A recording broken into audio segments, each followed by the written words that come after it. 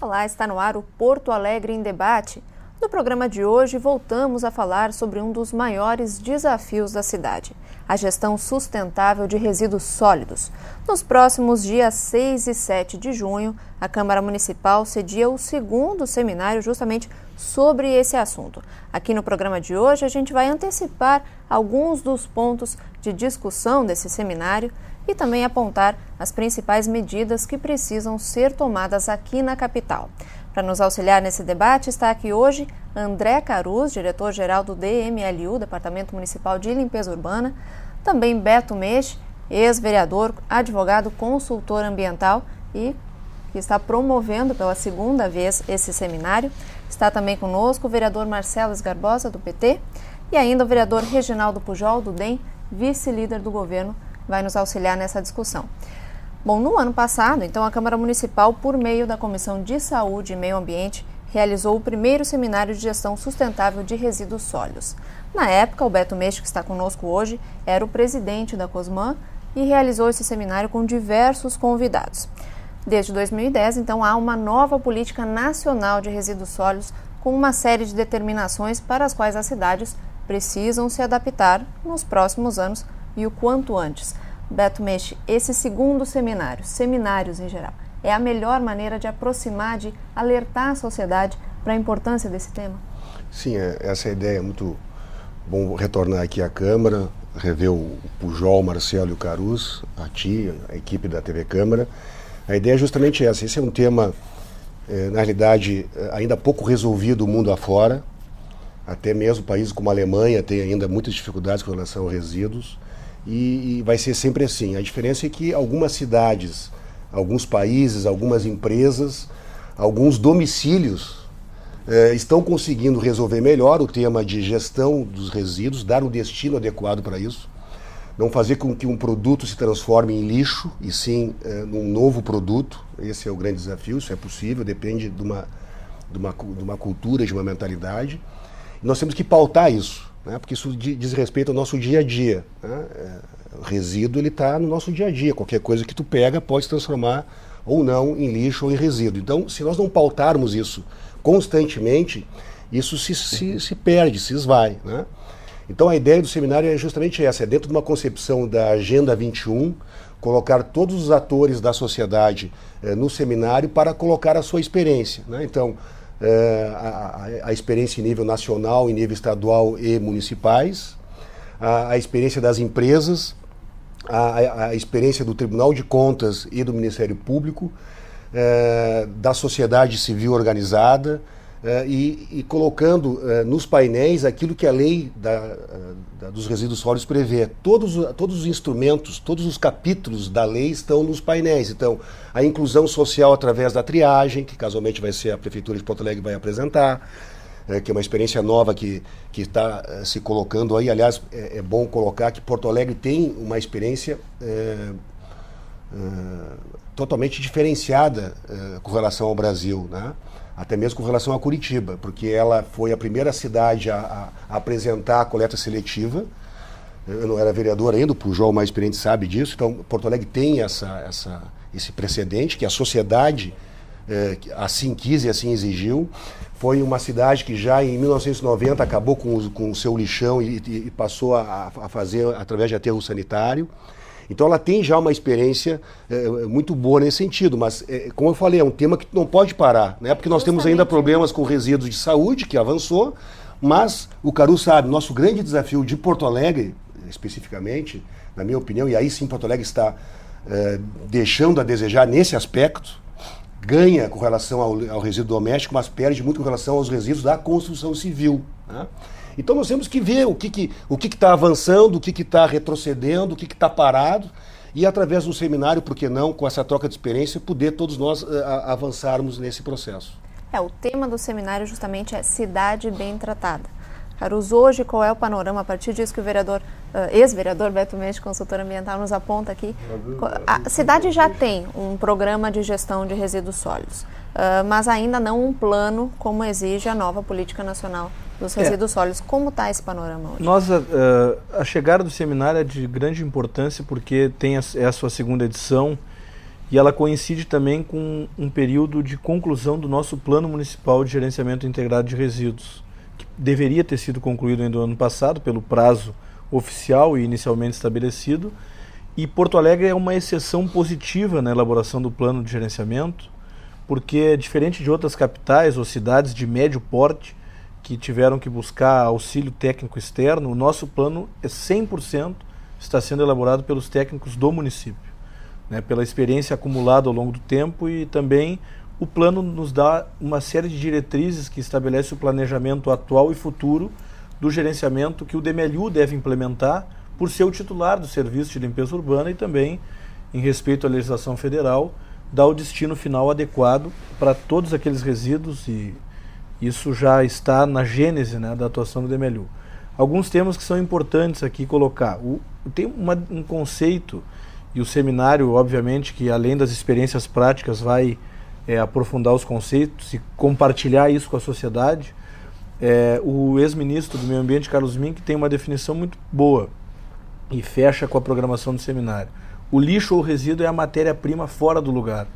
E a compreensão de que o lixo é uma matéria-prima que demanda reaproveitamento, reciclagem, é a compreensão que a sociedade deve ter. O lixo é um ativo econômico de desenvolvimento e deve ser compreendido nessa perspectiva.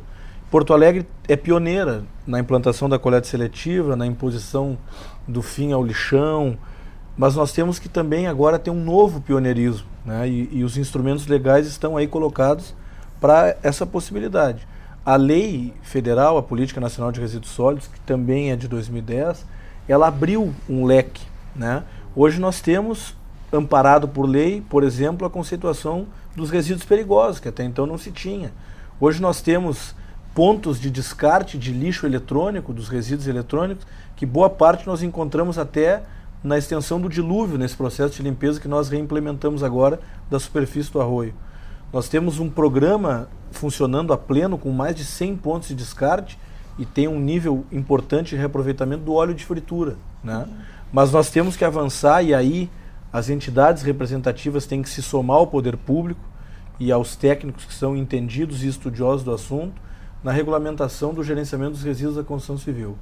Bom, nós temos uma tudo lei... isso vai ser incorporado nesse plano de gerenciamento. Há um novo prazo para que ele seja finalizado? Nós vamos concluir ele no dia 2 de agosto. A audiência pública final, que vai resultar na redação final e a entrega formal, vai ser no dia 15 de julho, aqui na Câmara Municipal, para que toda a sociedade participe. E nós já tivemos, há 2 semanas atrás, uma oficina com todos os órgãos da Prefeitura. Nós vamos ter agora a segunda oficina, que vai envolver todas as entidades que atuam também nesse meio, e vamos ter a audiência pública, então, para finalizar.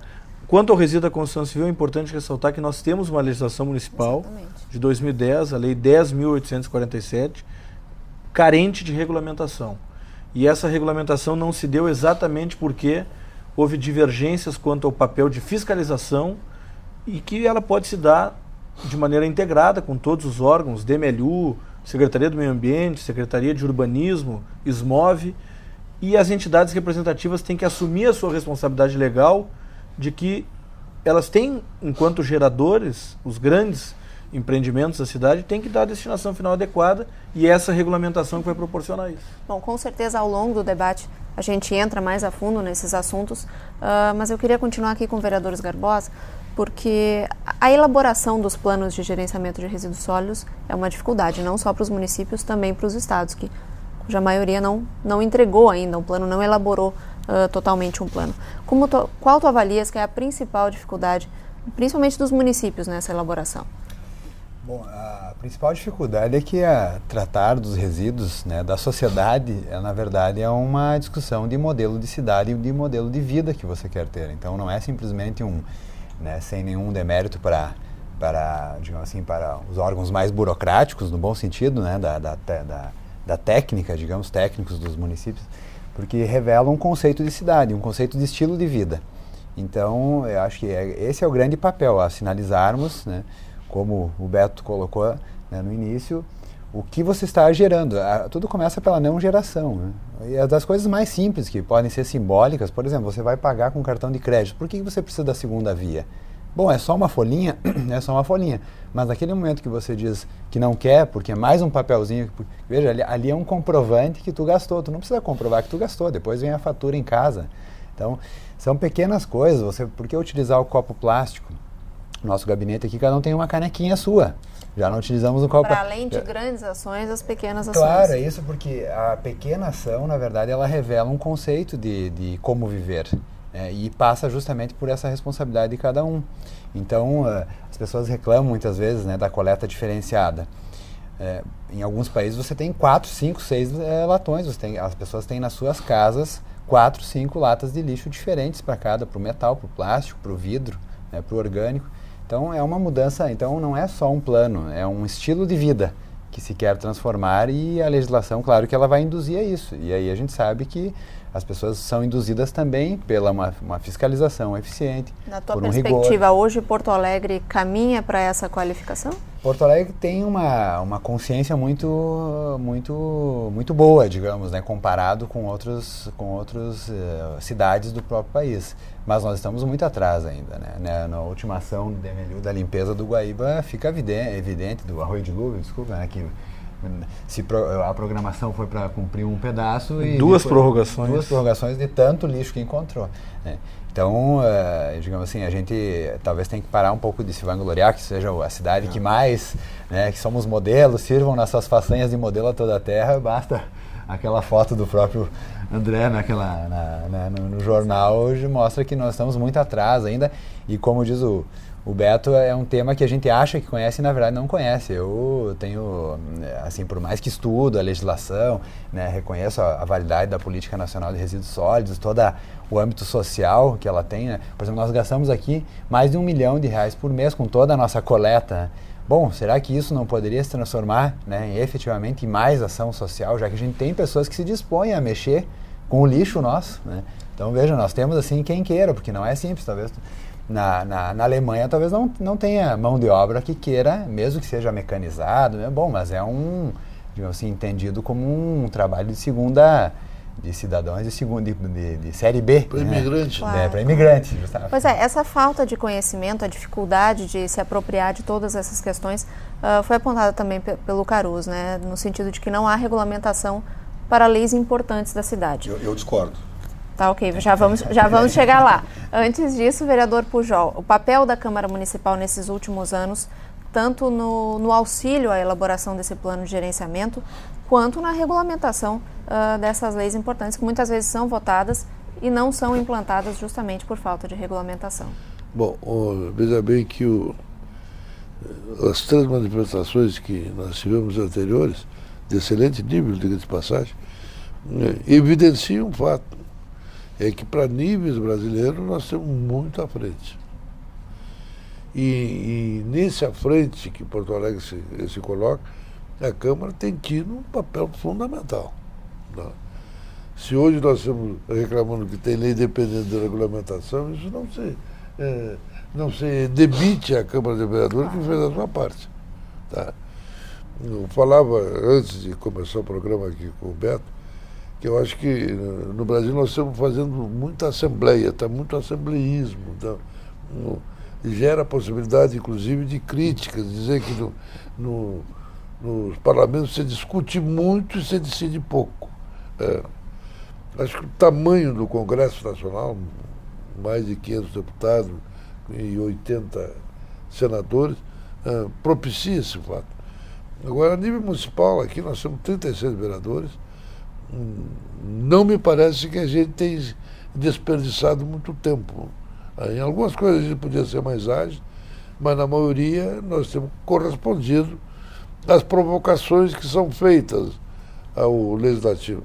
Porque tem um problema fundamental para ser entendido nesse processo.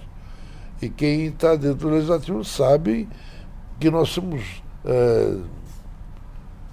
reduzidos na nossa capacidade em função no princípio da iniciativa. Né? A maioria dessas leis o Executivo tem que iniciar. Se ele não inicia, nós não podemos dispor dele. Ou ficamos fazendo o que nós vamos fazer mais uma vez aqui. Mais um seminário para aprofundamento. O que é benéfico, não estou criticando. Eu não participei do outro seminário porque não estava aqui no país naquela ocasião. Eu não teria participado. Aliás, eu conheci o Beto num seminário que gerou a primeira lei ambiental do país, que foi a nossa lei. O Código do Meio Ambiente. O Código do Meio Ambiente, que foi criado aqui. Em geral, Porto Alegre tem leis ambientais muito avançadas. É verdade. É um mérito dos a vereadores. Lei orgânica. Agora, exatamente. É um mérito de todos os vereadores que conseguem se unir nesses momentos de aprovar questões importantes. A colocação que ele fez aqui, esse rapaz tem me surpreendido positivamente bem, porque é um belo contribuição que a casa ganhou com a tua eleição aqui. É muito ajuizado nas suas colocações e muito bem posicionado. Tem algumas coisas que são culturais, que a gente tem que admitir que tem que ser culturais. E que as coisas têm avançado, e têm avançado bem. Né? Hoje, além de ser cultural, tem um fato importantíssimo. E o Beto cansou de me lembrar essa circunstância quando nós estávamos juntos aqui. É que passou a ter sentido econômico no tratamento do resíduo sólido. Olha, a economia move os povos indiscutivelmente. Então, eu me lembro que o Lutzenberg, naquele momento histórico, dizia que o egoísmo poderia salvar o meio ambiente. Porque as pessoas iam chegar à conclusão que tinham que cuidar da coisa para si mesmo. Quando a gente fala preservar para quê? Para ser produzido pelo homem, pelo ser humano. Pois é, Beto Meixo. Cultura se muda apenas quando a economia está envolvida? É possível... Que ajuda. Não há dúvida que ajuda os municípios não ganham com isso, ao contrário, os municípios no mundo inteiro gastam muito com isso, né? Mas quem tem que operar ganha e muito com isso, né? Então, é verdade. Agora, se nós não colocarmos... A minha grande crítica é a seguinte. Eu não vou falar aqui da regulamentação, que é um tema um pouco mais técnico, mas a gente pode depois conversar. Eu acho que vale a pena uma reunião com o setor, porque, muito rapidamente, a lei dos resíduos da construção civil, que eu coordenei como secretário, ele já ele foi feito para ser um decreto. E a PGM entendeu que tinha que ser uma lei. Então, ele já é um regulamento. Ele tem um formato de decreto. É auto-aplicado. Ele tem, desculpe a expressão, ele tem uma sacanagem ali do lobby que não quer fazer o trabalho, e tu sabe quem são, como sempre. Sempre tem um setor aqui, em Porto Alegre, que não quer. O verdadeiro tranca-rua não é a prefeitura, esse setor. A prefeitura quer que eles botaram um parágrafo que nós não fizemos uma emenda supressiva, porque esse parágrafo ele é ilegal, ele é constitucional, dizendo o seguinte, que a aplicação da lei, eu não me lembro o número do artigo, a aplicação da lei só poderá se dar a partir de 120 dias da regulamentação dessa lei. Mas se a lei federal manda aplicar, então não tem como, entendeu? É uma interpretação fácil jurídica de fazer. A PGM, se quiser, derruba não precisa nem vetar, não precisa nem entrar na justiça, porque ela é... Positivo. Então, tu pode exigir com a licença ambiental a separação dos resíduos da construção civil dentro da obra. Mas esse dispositivo foi emenda aqui da Câmara? Sim, foi aprovado pela Câmara, infelizmente. Sim, mas estava no projeto original? Não, foi introduzido. Bom, eu não me lembro se estava na proposta original do Executivo ou não. Mas porque é só importante assim, por que se tem um debate mais aprofundado e a legislação é importante para dar guarida, claro, e proteger, né? Para poder executar? Para poder executar a fiscalização e a destinação adequada. Nós temos hoje um gasto, e até o vereador Marcelo que fez uma referência, a prefeitura, através do DML, gasta R$1.100.000 por mês para coibir descarte irregular. Nós coletamos de caliças, né? Das 600 toneladas que nós coletamos de descarte irregular, 80% é caliça, resíduo da construção civil, que é disposto em algum espaço público. A Orla do Guaíba é um dos locais por mês preferidos, por mês. 1.100.000 por mês. 1.100.000 por mês, 600 toneladas dia. que a gente coleta. Recentemente tivemos outros casos de a própria Orla flagrantes tem um problema de desses descarte descartes irregulares. Isso, então, a Orla do limpando, Guaíba é o local preferido. Preferido, né? claro. E o que acontece? Nós temos uma ação que atravessa esse descarte irregular, que é o do transporte clandestino disso. E recentemente isso foi e tem sido objeto até de intervenções do próprio Ministério Público.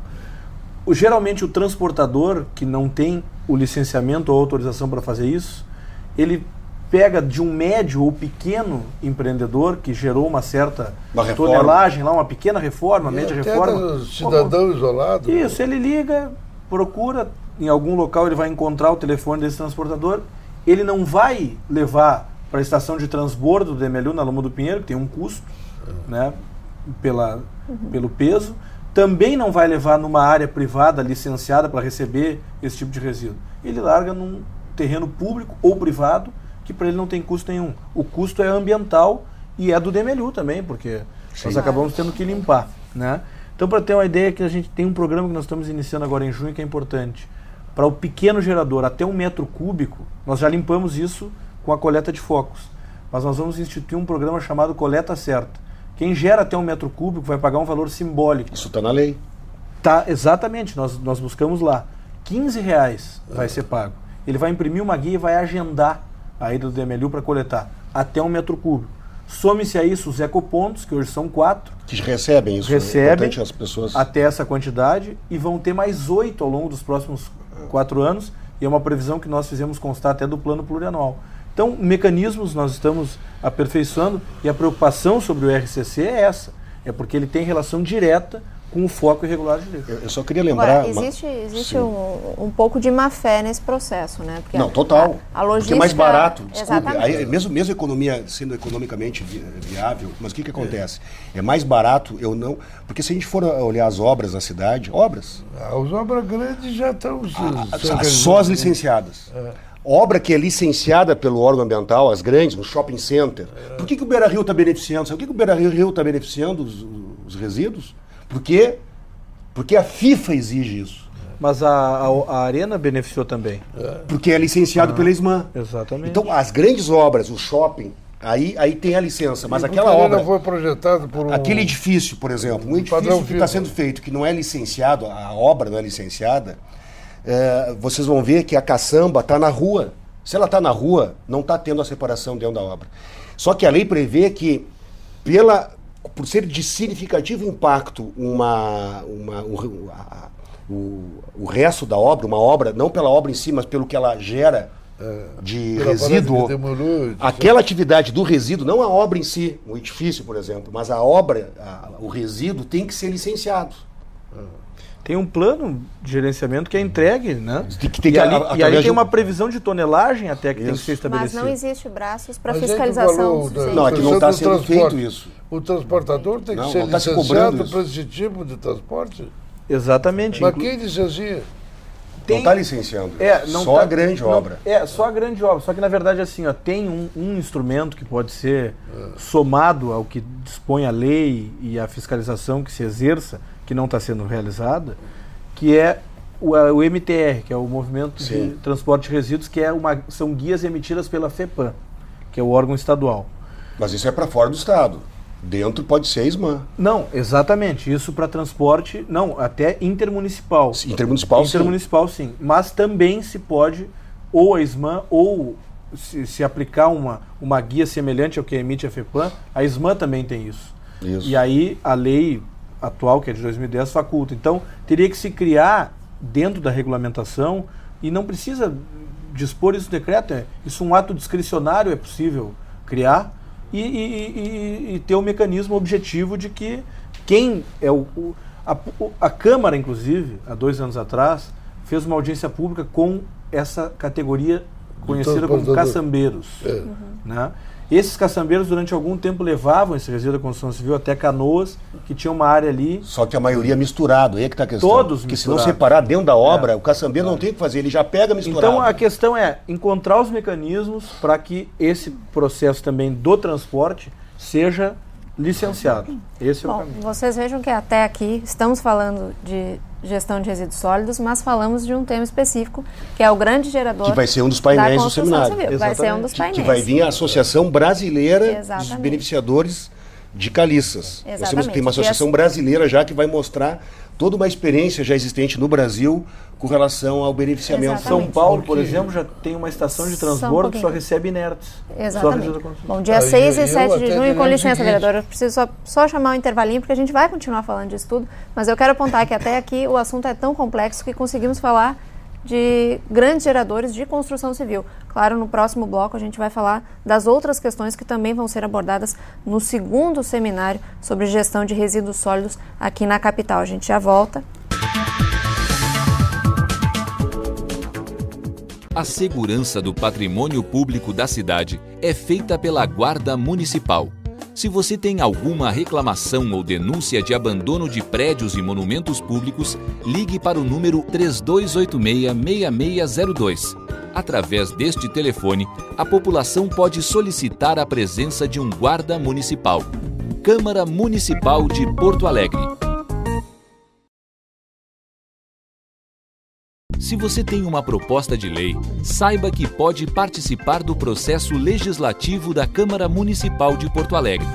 Os projetos de iniciativa popular devem ser encaminhados por entidades da sociedade civil subscrita por 5% dos eleitores do município. Quando se tratar de interesse específico de bairro ou distrito, o projeto deve ter assinatura de 5% dos eleitores residentes naquele local. Mais informações com a Diretoria Legislativa da Câmara pelo telefone 3220-4192. Câmara Municipal de Porto Alegre.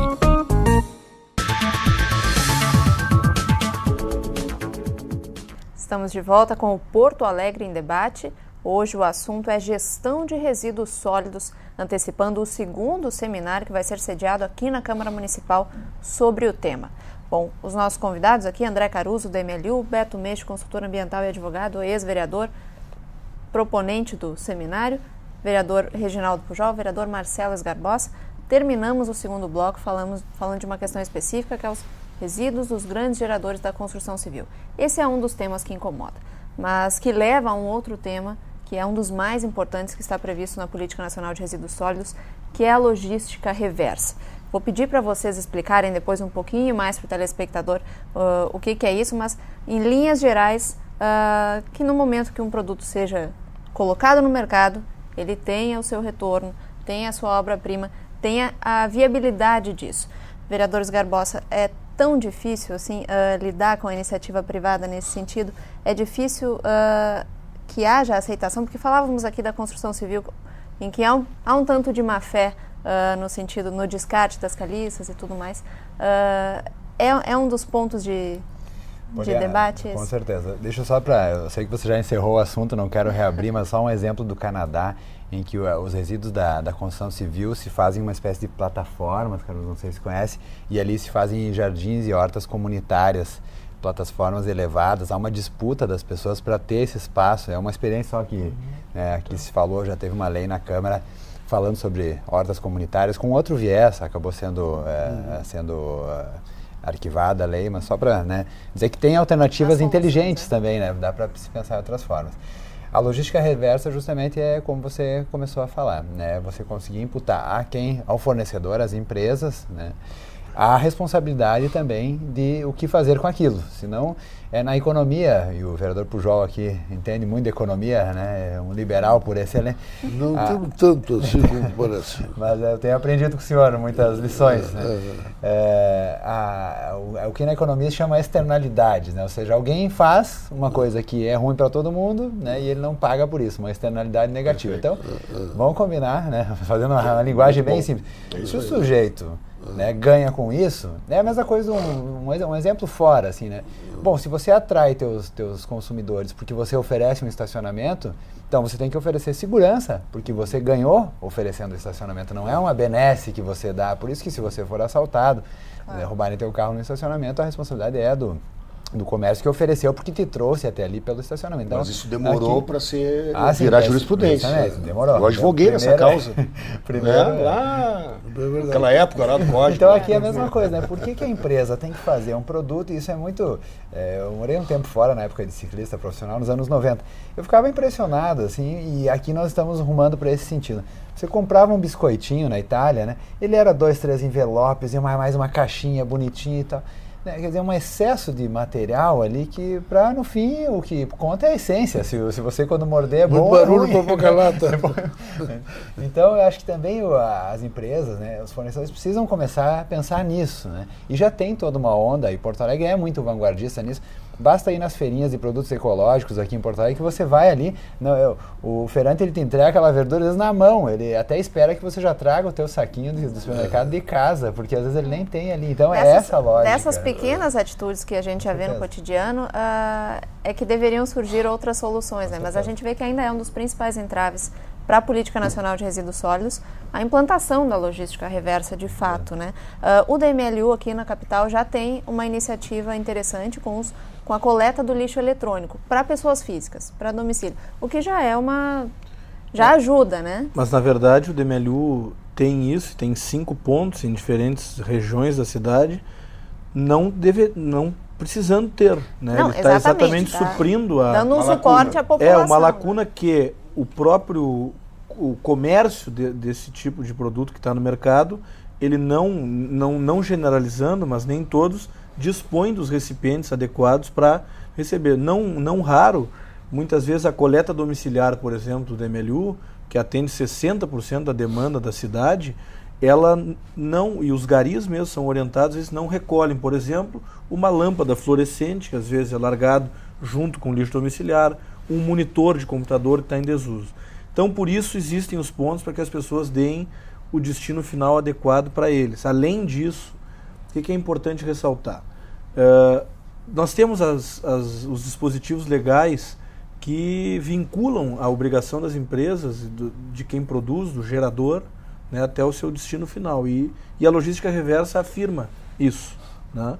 Mas, por outro lado, eu acredito que nós ainda somos falhos na criação de alguns mecanismos locais, por exemplo, de certificações. Nós temos em Belo Horizonte bons exemplos de certificações ambientais que chamam as empresas e aos produtores daquilo que logo ali vai se tornar resíduo, chamam eles a uma das questões que, se não me engano, até o vereador Marcelo, numa outra discussão aqui na Câmara, trouxe, que é um direito premial, né? Muitas vezes, uma certificação de responsabilidade ambiental estimula isso. E isso é uma solução global, obviamente, mas que tem que ter experiências locais. Então, estou dando um exemplo, né? Embora exista a lei... Além da punição, tu terá premiação pela boa conduta. Exatamente. Né? Então, existe a lei, né? Mas nem todo mundo está respeitando ela. Então, talvez esses outros mecanismos também possam servir. É a inversão de lógica. Em vez de punir o faltoso, premia aquele que não faltou.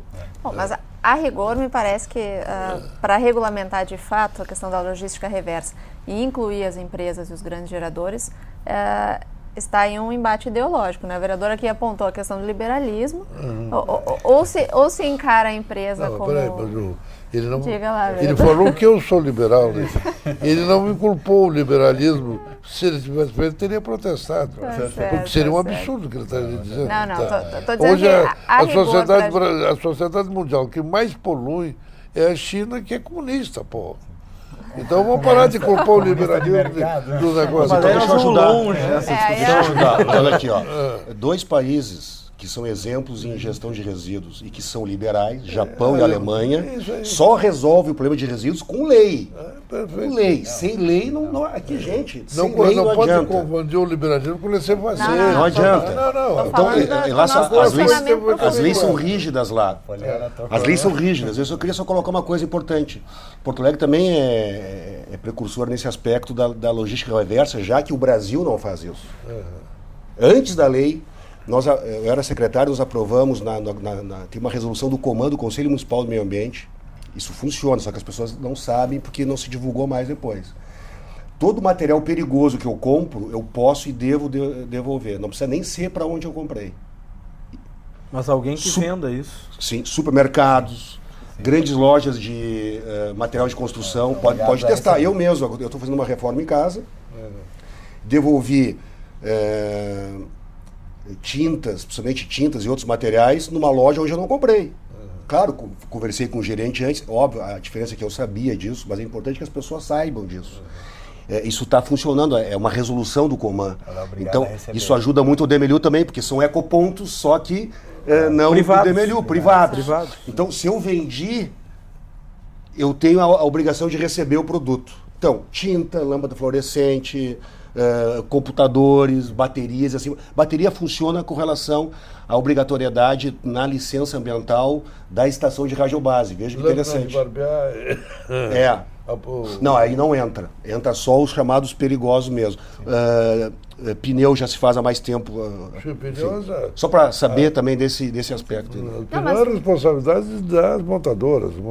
Sim. Mas é a maneira de um município fazer, já que não se faz em nível nacional. Porque, na realidade, isso tinha que ser lá na indústria.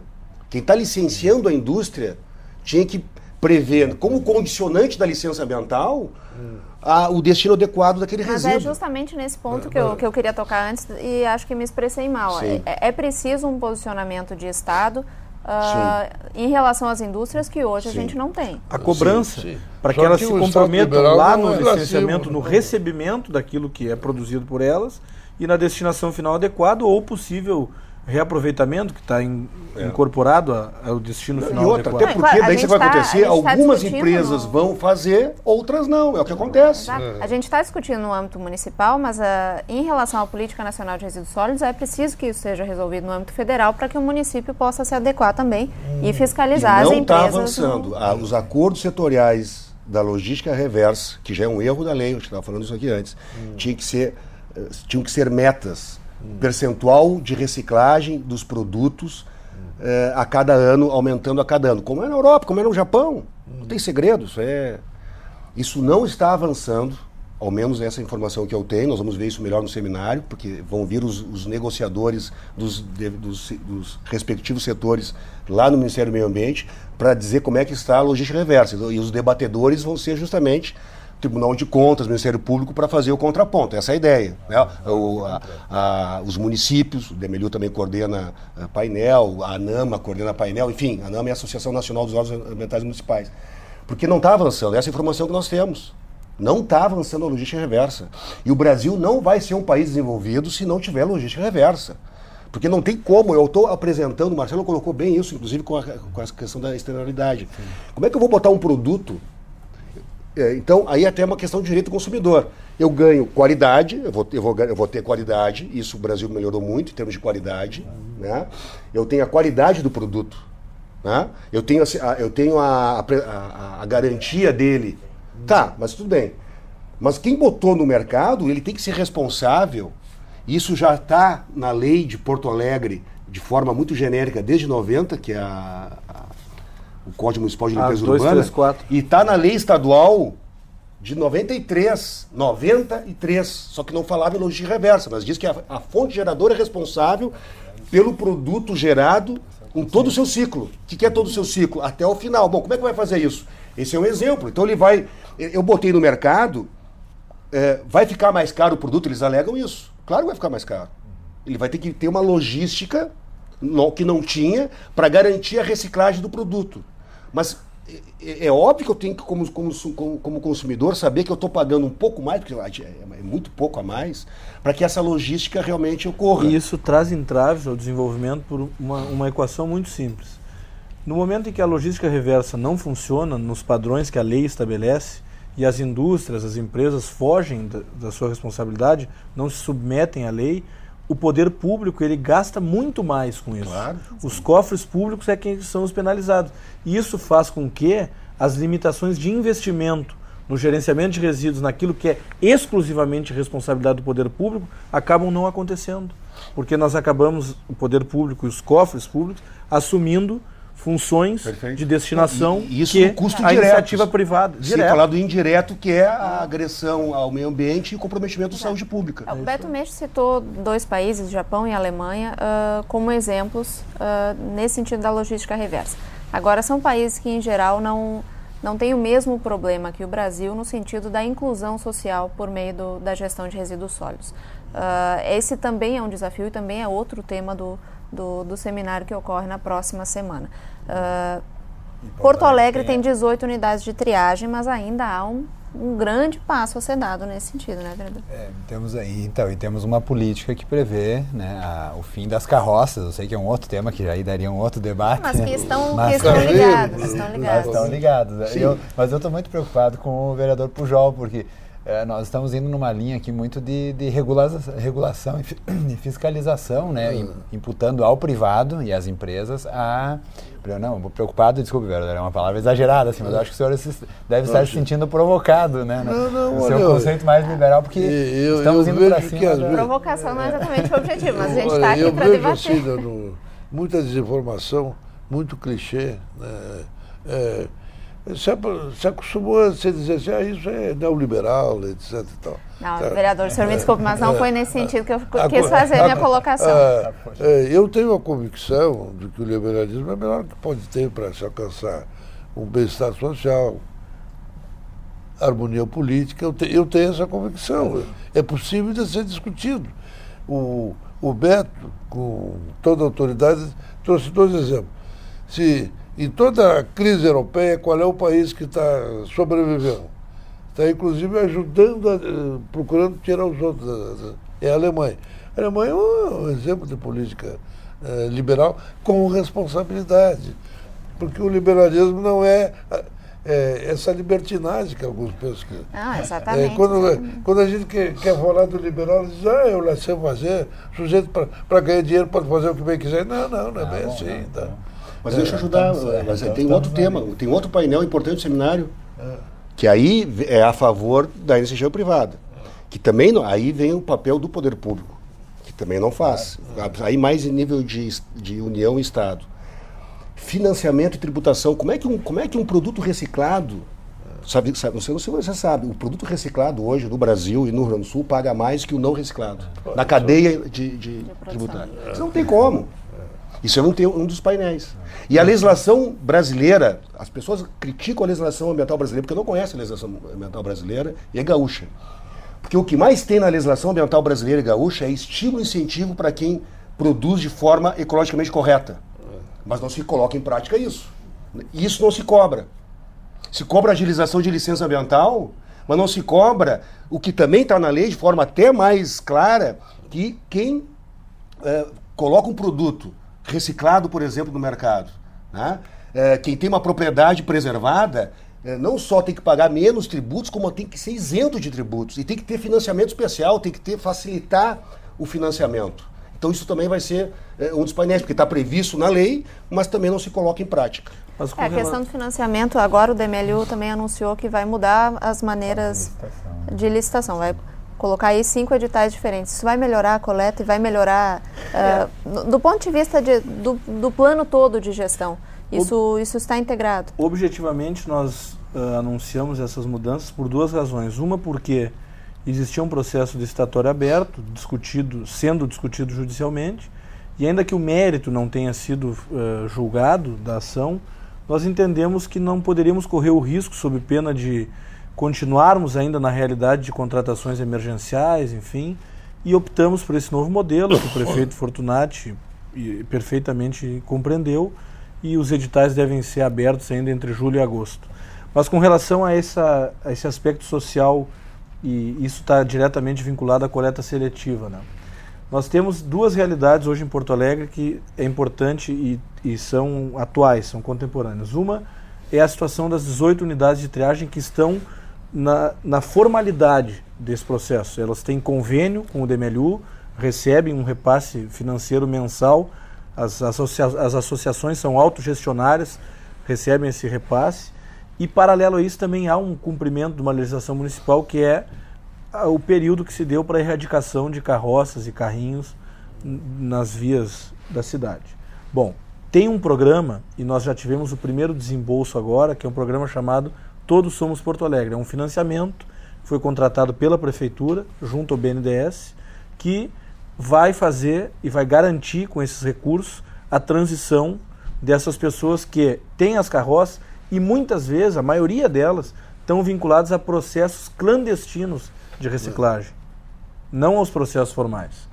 E o que nós vamos fazer? Nós vamos usar, não a totalidade, mas nós vamos investir em educadores sociais e reforma das estruturas físicas das unidades de triagem e vamos garantir que essas pessoas saiam da informalidade e sejam colocadas nessas 18.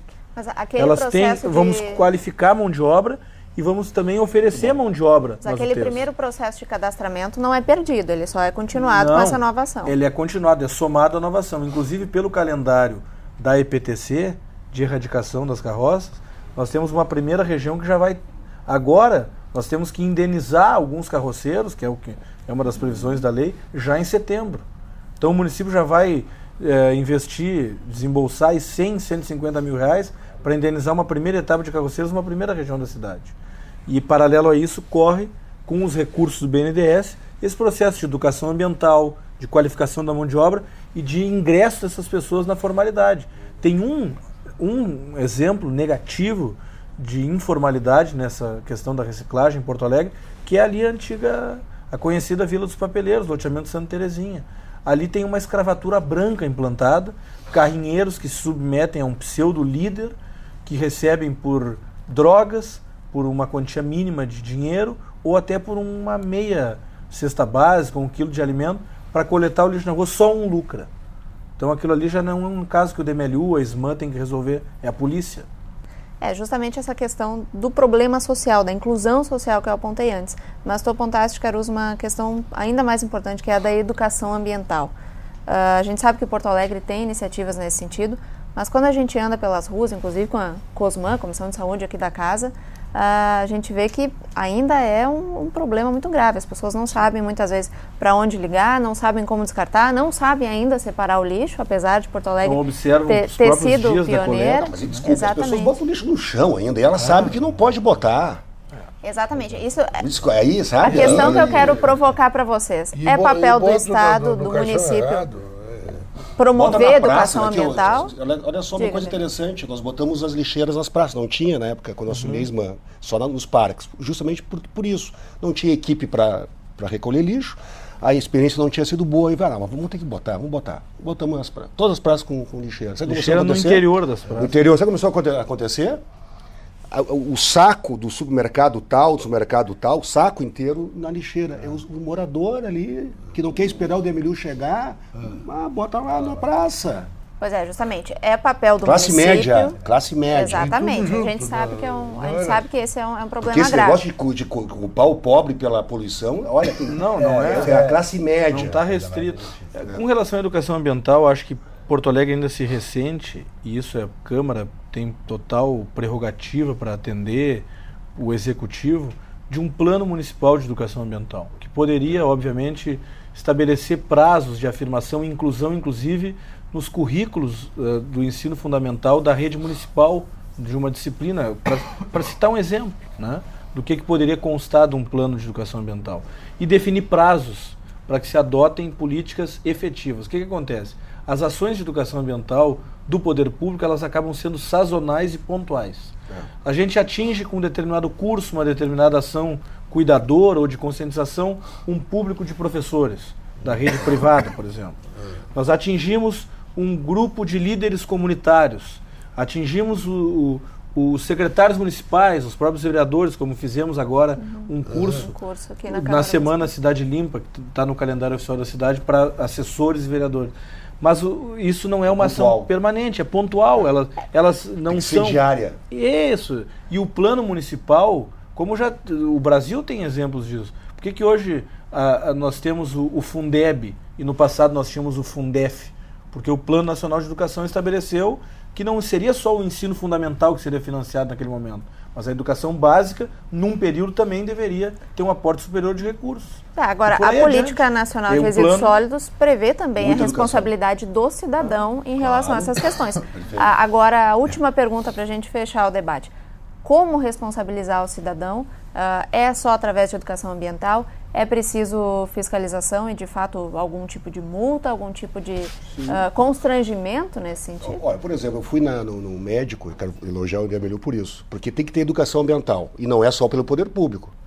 Por que em Portugal, onde eu viajei, as indústrias de embalagem fazem educação ambiental? Porque elas precisam reciclar. E se não tiver educação ambiental, elas não vão conseguir fazer com que o consumidor leve o material. Então ele paga pelo material e ainda faz ele educação ambiental. Educação ambiental não é só do poder público. As empresas têm que fazer educação ambiental. A imprensa tem que fazer educação ambiental. Isso está na lei estadual de educação ambiental. Isso é uma lei, inclusive, está na Constituição Federal. Bom, esse é um ponto. Mas não se resolve só com educação ambiental. Eu acredito muito nela. E ela é prioritária. E acho que se faz muito pouca educação ambiental, inclusive em Porto Alegre, de forma historicamente. Acho que isso é um problema nosso. Embora, talvez comparado com muitas cidades, façamos melhor. Curitiba faz boa educação ambiental também, enfim. Mas tu tem que punir também, infelizmente. Então, esses dias eu fui no médico e ele me falou que o condomínio foi multado porque não faziam a coleta seletiva. Pô, foi um golaço. E ele se conscientizou. Ele não fazia coleta seletiva e ele gostou, ele achou correto ter que pagar. Ele achou correto, porque é um médico consciente, e isso foi, segundo ele, o geral. Então, muitas vezes, pode parecer que o poder público pode parecer assim, antipático no primeiro momento, mas as pessoas até gostam. Mas e tem uma coisa que vai vir à Câmara agora, na primeira quinzena de junho, que até com o vereador Pujol nós já debatemos o assunto aqui numa outra oportunidade. Nós estamos reformando o Código Municipal de Limpeza Urbana. E ele traz ali 4 inovações que eu julgo importantes, né? Uma delas é o endurecimento no valor das multas. Hoje, um infrator gravíssimo que descarta uma caçamba na orla do Guaíba, por exemplo, ele paga R$900, R$950. Tá. Com essa alteração legislativa, nós vamos ampliar isso, tendo a UFM, que é a Unidade Financeira Municipal, que é reajustada anualmente, R$4.500. Um segundo ponto que é importante, nós vamos fazer a previsão legal de tornar possível a utilização oficial das câmeras de monitoramento, sejam as estáticas ou até câmeras móveis, em locais mais críticos de descarte regular. Hoje nós já estamos usando, ainda sem fazer constar da lei, e tem nos auxiliado muito para identificar alguns infratores que trazem e produzem danos ambientais. Nós vamos fazer com que a Guarda Municipal tenha competência para autuar sobre descarte regular, assim como os fiscais do DMLU. Também vai estar na lei. E uma quarta, que hoje o processo é complicado porque os prazos são muito grandes e o diretor-geral do DMLU é quem gradua a multa. Então nós vamos conferir autonomia para o fiscal e para o guarda municipal, mediante flagrante ou denúncia, ele mesmo fazer a graduação da multa. Como é na legislação ambiental. Exatamente. E vamos reduzir os prazos, que hoje tem de 30 para infração gravíssima, para 5 dias. Bom, tá aí mais um avanço que vai vir para a Câmara. Então vai chegar aqui na Câmara, a gente vai tá votar. Pronto o anteprojeto. Vem fazer o lobby aqui a favor. Exatamente. Eu não posso mais, vem fazer o lobby. Bom, como eu falei no início do programa, esse é um dos maiores desafios da capital gaúcha, a gestão dos resíduos sólidos. E como a gente pôde ver aqui durante esse debate, ele não é nem um pouco fácil, ele é muito complexo, tem muitos assuntos a serem debatidos. Eu quero dar 1 minuto para as considerações finais dos 2 vereadores que participaram aqui desse debate, que com certeza vão participar nessas semanas, dias 6 e 7 de junho, do 2º Seminário de Gestão Sustentável de Resíduos Sólidos. Os vereadores estão convidados, os 2 aqui são convocados. São convocados, exatamente. Veja só, viu? Tu foi tão brilhante aqui que já estão te convocando. Vereador Pujol, seu Por antiguidade, para... eu vou dizer o seguinte, olha, a discussão foi muito boa, muito qualificada. Houve um determinado momento que eu pensei que ia aflorar algo que necessariamente tem que ser introduzido nessa motivação cultural que quer se fazer no país. A gente tem que parar de só falar em punir, fiscalizar. Perfeito. A gente tem que começar a premiar, estimular e demonstrar que... Educar. Mostrar que fazer as coisas certas dá resultado. Quando eu disse aqui, ficou esclarecido, que a economia comanda algumas coisas, ora, alguém que vai ter prejuízo, podendo ter resultado positivo, vai optar por o quê? Por ter resultado positivo. Afinal, e tudo isso é luta pela sobrevivência. quando a gente fala em inclusão social, a gente fala num mundo de gente que precisa ser estimulado a sair daquela situação que se encontra, abandonar essa zona periférica de que esse jacta muito hoje que a Bolsa Família tirou as pessoas da miséria absoluta, mas não tirou da miséria. Tirou da miséria absoluta. Tá certo. Então, nível. Educação, premiação, estímulo. Educação, estímulo. Para a população. Quem age corretamente tem que ser estimulado. Perfeito. E não duramente tributado como hoje é. Tá certo. Vereador Sgarbossa, sua declaração final. Concordo com a linha de todos, né, do Beto, do vereador Pujol e do Caruso. E acho que cabe, né, a gente chamar também, a gente sabe que a responsabilidade é compartilhada, mas cabe muito como pessoas que estão dentro da instituição e são pessoas públicas, né, o exemplo. Então, me parece que nós, assim, o poder público precisa também dar o exemplo. Então, eu digo isso porque também não avança internamente, por exemplo, o uso de material reciclado dentro da administração pública, né? O excesso, né, que se usa de copos plásticos, enfim, as pequenas coisas que podem simbolizar uma sociedade diferente. Então, fazer o dever de casa também, né? O Beto fala nos bicicletários, né, que são a nossa linha de atuação. Cadê os bicicletários dentro dos órgãos da prefeitura, né? Perfeito. Então, eu estou trazendo um outro tema aqui só para dizer que é o poder público que tem que dar o exemplo, né? A responsabilidade é de todos, mas é o poder público que puxa a frente com a responsabilidade. São, claro, temas todos interligados. Eu quero agradecer muito a participação de todos vocês. Beto Mech, vereador Pujol, vereador Sgarbossa, André Caruso. E, claro, quero agradecer também a sua participação, a sua audiência aqui no Porto Alegre em Debate e deixar aqui o convite para todos que nos assistem para os dias 6 e 7 de junho, o segundo Seminário de Gestão Sustentável de Resíduos Sólidos aqui na Câmara Municipal. Até lá e até o próximo programa.